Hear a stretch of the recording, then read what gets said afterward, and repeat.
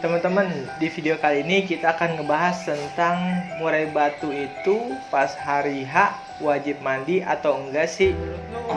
Burung yang harus mandi itu burung-burung yang tipenya kayak gimana sih? Biasanya dia mainnya aman, maksudnya nggak nakal ya, nggak nakal nabrak atau mental-mentalan. Itu burung itu nggak gua mandi walaupun fighternya tinggi. Burung yang mandi hari H itu dia juga tetap tanpa jemur ya, Bang? Iya, tanpa Gitu jemur kan? pas hari H. Diangin-anginin aja gitu kan? Oh, ternyata dari pemahaman gua ini ya, burung emang ada yang harus mandi, ada yang harus enggak. Kayak murai batu omikron kan harus mandi.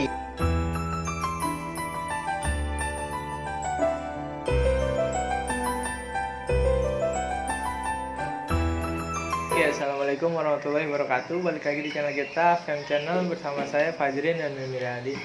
Teman-teman, di video kali ini kita akan ngebahas tentang murai batu itu pas hari H wajib mandi atau enggak sih?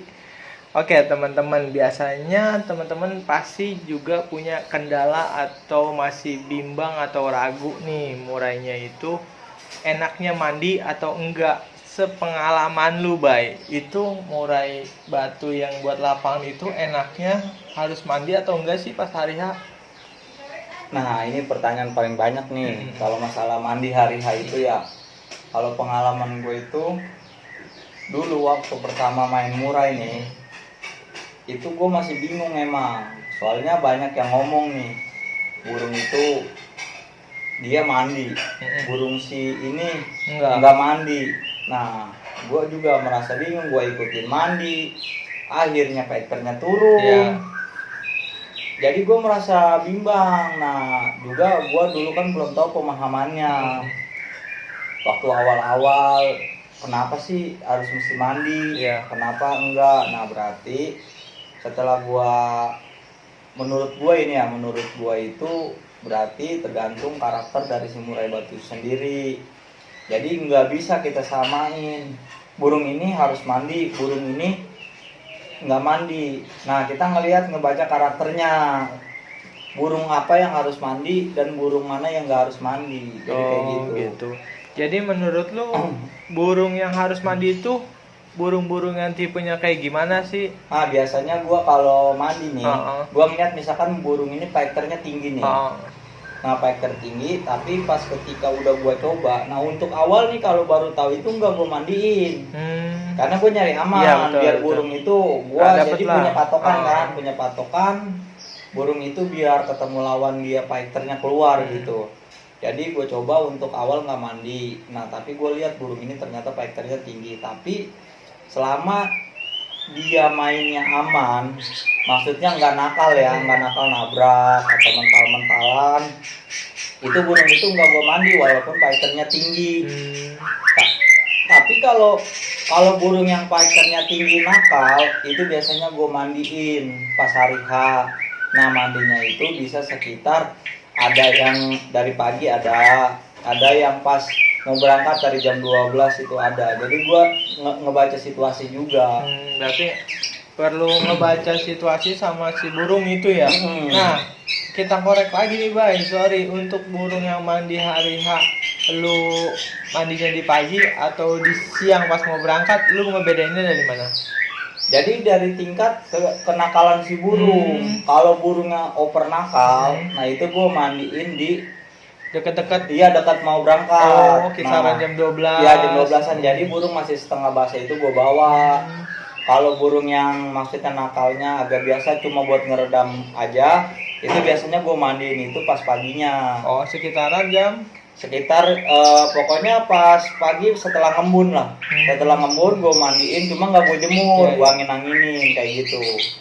Pokoknya intinya kalau teman-teman yang gue rangkum dari Om ini, burung yang mandi hari H itu dia juga tetap tanpa jemur ya, Bang? Iya, tanpa jemur pas hari H. Diangin-anginin aja gitu kan. Dan juga lihat karakternya, tingkat kenakalan atau gigi rasa dia pas galak banget atau enggak ya kan. Itu bisa dilihat juga murai batu teman-teman cocoknya yang di mana. Bisa dipakai dari pagi yang nakal nggak terlalu atau yang nakal banget itu mepet-mepet pas mau berangkat gitu ya. Nah kalau untuk burung yang fighter rendah, maksudnya fighter sedang, burung-burung yang aman, apalagi memang karakternya dia maksudnya anteng.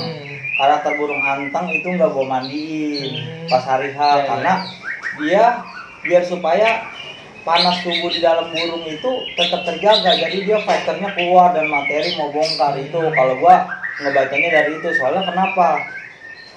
Kalau fighternya rendah itu gue mandiin, itu bakal ngedrop dia. Itu kalau menurut gua, itu kan gua udah nyoba-nyoba ya begini. Oh ternyata dari pemahaman gua ini ya, burung emang ada yang harus mandi, ada yang harus enggak. Kayak Murabatu Omicron kan harus mandi. Iya, karena dia kan fighter banget. Nah ngedeketin mau lomba kita mandiinnya gitu. Berarti gini teman-teman, buat burung-burung yang fighter rendah, Om Emi itu nggak dimandiin, takut malahan tadinya kita udah rawat dari seminggu yang lalu, pas dimandiin malah nggak dapet fighternya, ya kan? Iya. Percuma kan? Percuma. Nah untuk burung-burung yang fighter tinggi, sebenarnya kayak Samson kan fighternya tinggi, tapi dia mandinya di H-1, bukan di hari H-nya. Karena gue udah pernah nyoba mandi di hari H itu, burung maksudnya gregetnya berkurang, tapi memang tembakannya tetap, tapi gregetnya kurang, makan lawannya kurang. Malah cuma santai tapi nembak, iya, santai, nggak terlalu dan greget. ada juga burung gua itu mandinya pas H-3 ada. Jadi kalau masalah mandi ini sih gua ngukurnya di karakter burung sih. Betul. Ada burung yang seminggu itu los nggak pernah mandi sama gua.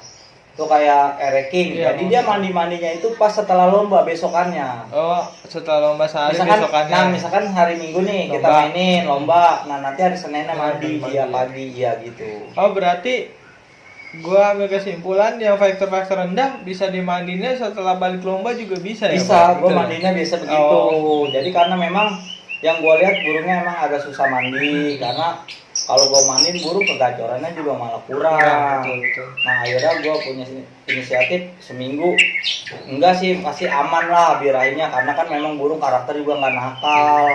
Jadi ngebacanya di situ, ngebacanya di karakter. Apalagi burung kawan-kawannya misalkan anteng, udah nggak apa-apa dicoba di H-1-nya, nggak masalah. Jadi biar makin greget kayak gitu. Oh iya baik. Kalau burung di hari H itu kita mau mandiin tapi dianya nggak nyebur, itu kita paksa atau gimana? Nah kalau gua biasanya gua pancing tetap. Oh tetap ya. Tetap gua pancing pakai air mancur. Iya air mancur kayak hujan. Jadi kita mandiin itu sebenarnya bukan maksa, tapi bertujuan untuk meredam si burung. Jadi ketika dimainin dia anteng. Nah soalnya gua mikirnya gini juga kan. Kadang kita mandi ini, posisi berangkat kita naik motor ke lapangan itu kan posisi panas, otomatis dia kejemur. Kadang memang ada burung yang setengah basah gue bawa, kayak gitu. Oh pokoknya intinya itu apa, dia mau nyemplung lebih bagus, dia nggak nyemplung pun kita udah meredam bantuin supaya dia adem lah ya. Tapi gue ada triknya biar supaya hari H itu dia mandi. Nah dari 3 hari itu gue nggak mandiin. Pokoknya gue patokan gue, misalkan mau lomba nih, hari H gue mau mandi. Nah jadi pas 3 hari itu burung gue mandiin, hari H-nya mandi. Itu, baru dia lebih mau. Nah itu burung yang agak-agak susah mandi. Tapi kalau burung yang emang setiap hari nyebur, kita masukin. Nah itu udah pasti aman. Pasti aman ya, pasti mandi dia. Oke. Buat burung-burung yang mandi hari H menurut gue udah kekorek nih, udah tuntas nih. Gue korek amal pesan-pesan buat teman-teman dah sebelum kita akhiri video tentang si burung mandi.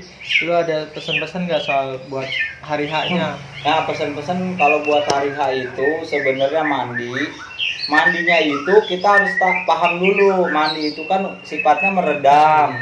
Nah amatin karakternya burungnya, karakternya nakal apa enggak dia pas udah dicoba. Kalau misalkan belum tahu nih, saya belum tahu, berarti nggak usah mandi dulu. Mandinya di H-1 dicoba, nanti hasilnya seperti apa. Kalau wah burung gua nakal nih, bisa mandi di hari H. Jadi gitu. Oke teman-teman, jadi settingan mandi hari H ini bukannya buat burung-burung yang harus dipatokin semuanya harus mandi hari H ya. Itu buat burung-burung yang udah ketahuan tingkat kenakalannya atau mainnya nggak anteng lah teman-teman, kayak gitu. itu bisa diredam, dan itu juga bisa dilihat lagi nakalnya seberapa parah. Kalau parah banget kita mandiinnya mendekati kita mau berangkat ke lapangan, kalau nakalnya nggak terlalu parah kita bisa mandi-mandiin masih pagi ya Pak ya, kayak gitu teman-teman. Semoga video kali ini bermanfaat buat teman-teman. Kalau ada yang mau dikomentarin dari video ini boleh silahkan. Kalau ada kendala-kendala dari permasalahan murai teman-teman juga boleh dikomentarin, nanti kita share, kita listing juga, nanti kita share setelah kita sortir kayak gitu baik. Iya.